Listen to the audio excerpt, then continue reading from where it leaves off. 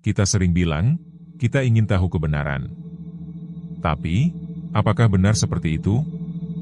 Atau jangan-jangan, yang kita cari sebenarnya bukan kebenaran, melainkan pembenaran? Coba renungkan ini. Ketika kamu punya keyakinan, lalu ada informasi baru yang bertentangan, apa reaksi pertamamu? Menyimak? Atau mencari alasan kenapa informasi itu salah? Karena kenyataannya, otak kita tidak netral. Ia tidak beroperasi seperti komputer yang hanya memproses data. Ia bekerja seperti pengacara.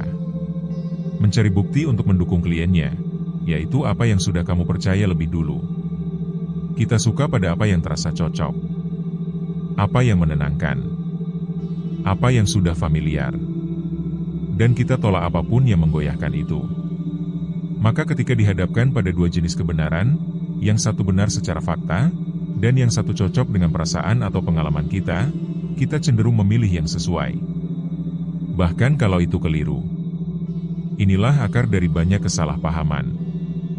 Bukan karena kita bodoh, tapi karena kita nyaman. Contohnya, seseorang percaya bahwa kerja keras selalu membuahkan hasil. Itu keyakinan yang populer. Tapi ketika melihat orang yang kerja keras bertahun-tahun dan tetap miskin, muncul disonansi. Maka kita cari penjelasan, mungkin dia kurang pintar. Mungkin kurang berdoa. Kita berusaha menjaga cerita lama tetap hidup, meski fakta sudah mulai menolaknya. Karena kalau kita terima kenyataan itu, kita harus merombak cara pandang. Dan itu berat. Pertanyaannya sekarang, mana yang lebih penting buat kamu? Kebenaran yang benar?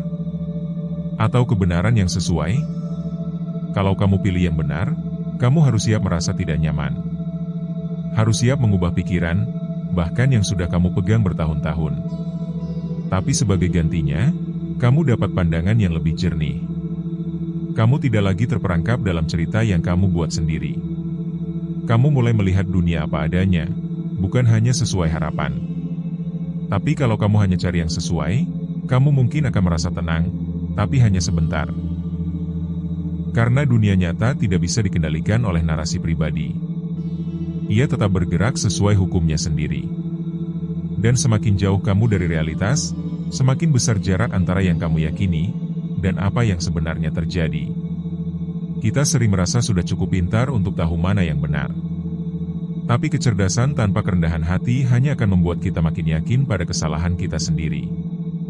Maka penting untuk bertanya bukan hanya apa yang saya tahu, tapi juga apa yang belum saya lihat, dan apa yang mungkin saya salah pahami. Kesimpulannya, kebenaran tidak selalu terasa enak. Kadang, ia datang dengan rasa malu, kecewa, bahkan sakit hati. Tapi justru dari rasa itulah tumbuh pemahaman yang lebih dalam. Jadi, saat kamu dihadapkan pada pilihan antara kebenaran yang cocok dan kebenaran yang nyata, tanya dirimu sendiri, kamu sedang mencari kenyamanan atau kebenaran?